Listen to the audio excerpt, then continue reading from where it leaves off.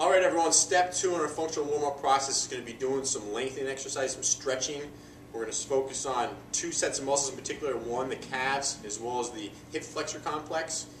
In the last step, we foam roll the calves as well as the quads. Today, we're going to try to lengthen some of the same muscles, okay? First thing is with the calves, hands are going to be against the wall. You've seen this one before. Foot is back. Make sure that back toe is pointed forward. Drive the heel to the ground. Just hold it for 30 seconds. That's all it is. So taking that stretch, pretty elementary stretch, but very important. Again, we need that dorsiflexion through the foot if we're going to be able to move properly through our running motion, walking motion, whatever it might be. Second set of stretches is going to be the hip flexors. The hip flexors are really composed of 3 muscles. We're going to focus on primarily 2 of them today. One, the psoas, which is a muscle that runs from the lumbar spine through the pelvis into the top of the femur, as well as the second muscle being the rectus femoris, which is one of the quad complex muscles. Both muscles are responsible for this hip flexion motion.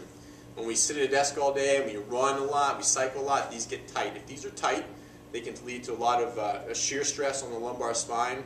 They can inhibit the glutes from working properly, those big glute muscles we have that are responsible for hip extension and good movement. If those don't work, then our hamstrings have to work more, our low back has to work more. Then we hear about people blowing out their hamstrings, hurting the low back. So it really is key to stretch these muscles out so we can get better glute activation and function through the hip overall. So the first stretch we're going to do is we're going to stretch the psoas. It's a standing stretch.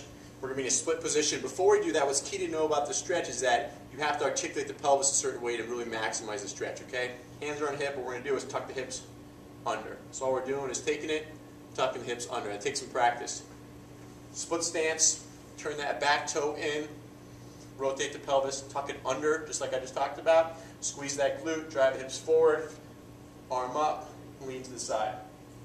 Okay? Again, split stance, turn the back foot in, tuck the pelvis under, engage the core, drive hips forward, arm up, twist in. You should feel right in front here. Second stretch is the same thing, just in a kneeling position. This way we can really flex the knee and get more of that quad. Find a nice soft pad to kneel onto. Rotate the pelvis back, squeeze the glute, drive the hip forward, arm up, lean to the side. You might feel this a little lower into the quad when you do this. Take some practice, but do those stretches. They're really important, like I said, to produce quality movement. And it's a good thing to do as part of a functional warm-up. The next time we talk, I'm going to be going over some specific activation exercise to turn on certain muscles, such as those glutes, to better prepare us for movement.